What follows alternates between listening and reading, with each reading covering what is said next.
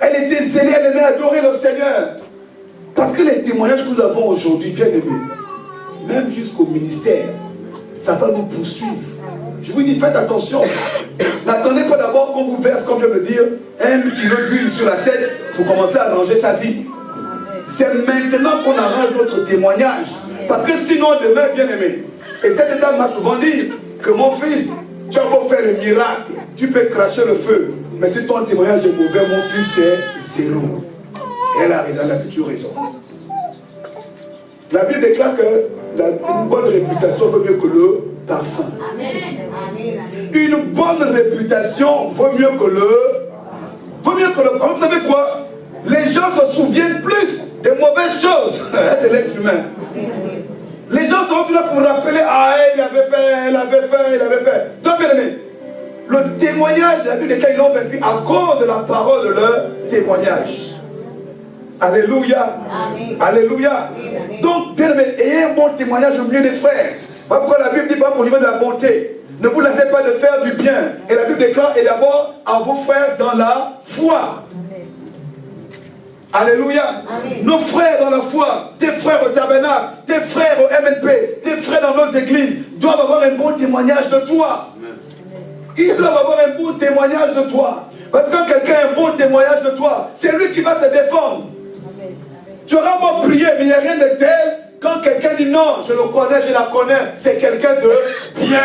Amen. Tu gagnes du temps dans la prière, dans le jeûne. Quand on a sali ton témoignage, bien aimé, c'est grave. Ah, je vous dis la vérité. Hein.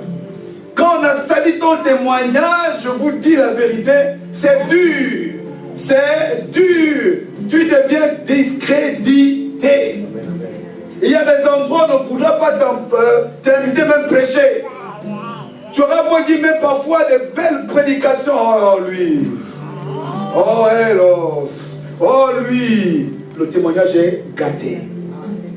Ne vous amusez pas avec votre témoignage. Ne vous amusez pas avec votre témoignage. Travaillez votre témoignage.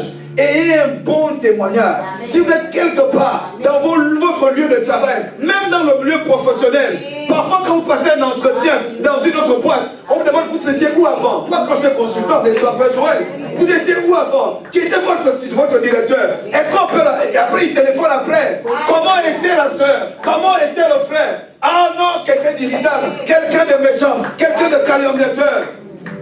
On ne vous le recommande pas. Oh, il faut qu'on te recommande. Amen. Amen. Ton témoignage, c'est d'abord ton témoignage qui te recommande. On peut dire non, bon c'est vrai. Il n'était peut-être pas forcément quelqu'un d'efficace. Il n'avait peut-être pas de bonnes compétences. Mais quelqu'un de très disponible et disposé. Quelqu'un toujours à l'écoute.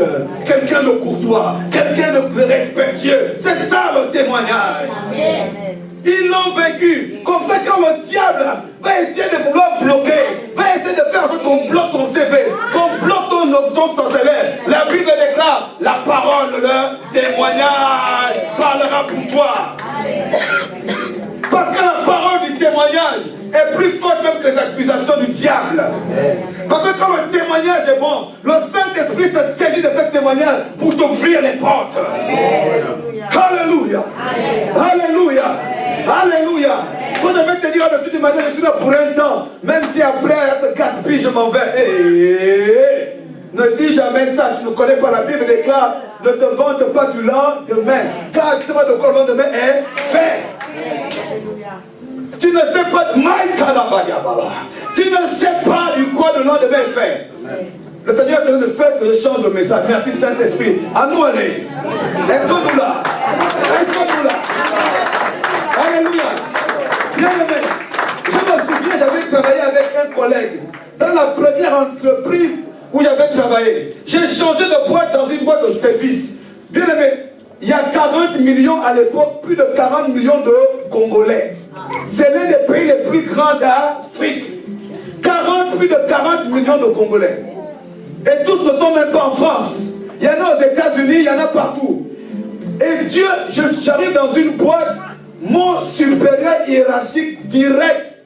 On commence à discuter, je me rends compte que c'est le cousin d'un ancien collègue. Waouh!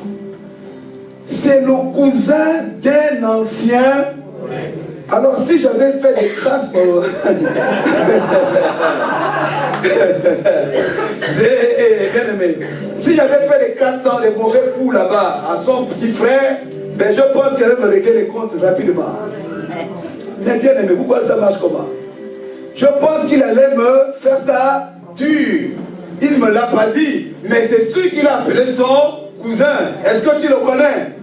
Est-ce que tu le connais? Ça veut dire est-ce qu'il est bon et est-ce qu'il est mauvais?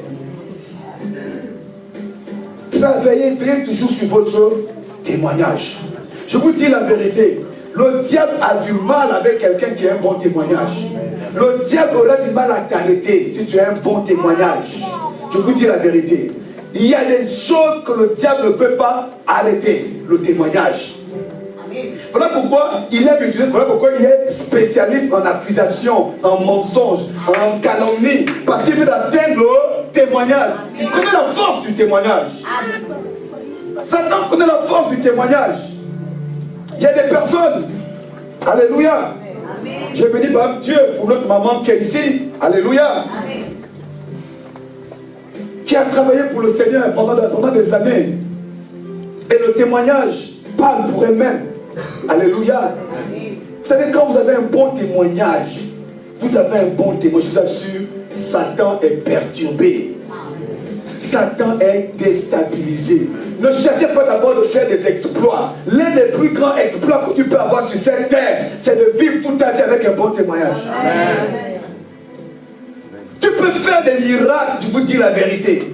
Tu peux faire marcher sans paralytique. Au nom de Jésus, au nom de Jésus, au nom de Jésus. Mais si tu as un mauvais témoignage. Je connais un homme de Dieu, un Américain. Je ne sais pas son nom ce matin. Qui avait commis un acte. Ceux qui viennent de la Côte d'Ivoire le connaissent. Un homme que Dieu a puissamment utilisé à l'époque. Avant même les béni-in et tout ça là. Mais il a fait une gaffe monumentale. Et il s'est repenti, je bénis publiquement. Mais jusqu'aujourd'hui, les gens n'ont pas oublié. Dieu a pardonné. Mais les gens, à cause de ça, non. Vous voyez, le témoignage. Dieu a pardonné, hein, ça c'est une certitude. Un homme d'onction, de miracle. Dieu a pardonné, mais les Américains n'ont pas oublié. Eux, ils sont encore dans... Oui, non, il avait fait. Le témoignage. Voilà pourquoi, bien aimé, priez pour mon témoignage. Dit Seigneur, que ton serviteur ait un bon témoignage. Amen. Parce que quand Dieu veut d'abord tuer un homme de Dieu, il fait d'abord qu'il tue d'abord son témoignage. Amen. Quand Dieu veut tuer un ministère, il tue le témoignage. Amen. Pourquoi les églises, on n'y va pas? Telle église, là-bas c'est comme ça. Le témoignage. Pourquoi tu vas dans une église? À cause du témoignage. Le témoignage est plus convaincant que toute autre chose. Amen. Le témoignage est plus c'est pas le miracle. C'est pas la même le réma que tu prêches la bonne parole. C'est pas ça. Là pourquoi bien aimé, l'un de mes secrets, bon je ne vais pas mettre ça en ligne. L'un de mes secrets, moi j'aime les anciens. Les anciens parfois ils ne prêchent pas comme moi. Ils ont des conseils terribles. C'est ce qui m'a fait grandir spirituellement. Alléluia. Amen. Écoutez les conseils des anciens. Parfois ça vaut plus qu'une prédication. Amen. Pourquoi? Parce que l'ancien a l'expérience. L'expérience, la marche avec Dieu. Voilà pourquoi parfois, je peux parfois dire des choses aux gens ici. Peut-être que je m'y prends mal. Peut-être que je me trompe. Je ne suis pas contre toi. Parce que je suis passé là avant toi. Amen. Je connais les dangers, les pièges. Peut-être que tu ne sais même pas, peut-être que moi j'ai même fait une erreur. Je vais t'essayer de faire la même erreur que moi. Amen. Parfois je vais t'éviter que tu fasses la même erreur que moi quand je te conseille. Parce que moi-même j'ai fait des erreurs. Hein. Je n'ai pas honte de le dire.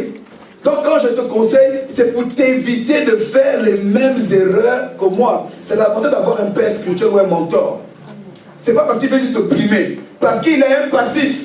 Il va t'empêcher de faire les erreurs que lui il a faites. C'est l'un des rôles, l'un des avantages d'avoir un père spirituel ou un mentor. Parce qu'il a eu des tentations avant toi. Soit les mêmes ou même les plus grandes. Donc quand lui te voit, tu commences à danser comme ci, comme ça. Il sait que quand tu danses comme ça, c'est qu'il y a ça. Alléluia. Alléluia. Vous savez, quand le chien vient de manger, hein, on sait comment le tient, il va dans la rue, quoi. Il n'a pas la même démarche quand il a faim. Alléluia. Ceux qui savent au village, ah, le chien là vient de manger. Alléluia. Il cherche un endroit où il faut aller s'allonger. Ah, il vient de manger. Donc parfois nous les anciens, ou ceux qui ont un tout petit peu d'expérience, quand je te vois marcher comme si, je sais qu'il y a ça. Parce que je suis passé là avant toi. Même si Dieu ne m'a pas parlé, l'expérience. Chez nous on dit qu'un vieillard assis voit plus loin qu'un jeune homme debout. Cherchez les vieillards. Dis à quelqu'un, cherche les vieillards. Cherche les cheveux blancs. Cherchez les vieillards. Oui, bien, mais vous savez, moi j'aime honorer les anciens. J'aime honorer les anciens, les vieillards, les anciens. Moi j'aime honorer. Et je donne un conseil de ministère. Quelle soit l'onction que vous avez, ne méprisez pas les anciens ou les vieillards. Dieu n'aime pas ça. Parce que c'est ce qu'on voit aussi dans le ministère aujourd'hui, surtout les jeunes là. Ils ont l'onction, ils ont la puissance. Les anciens, on n'a plus besoin d'eux. Ils vont prendre un verset qui dit une génération après une autre génération. Hein, voilà.